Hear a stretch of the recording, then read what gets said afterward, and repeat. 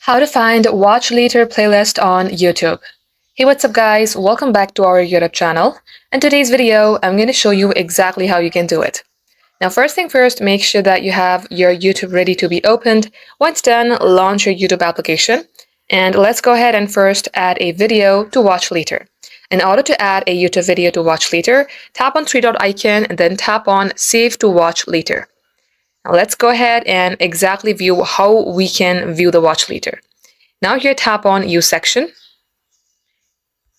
As you do so, you will see playlists. If you swipe into the left, you will see watch later.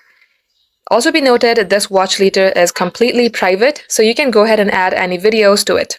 And then you can see that this video that I added onto watch later is here. And just like so, you will see other videos as well.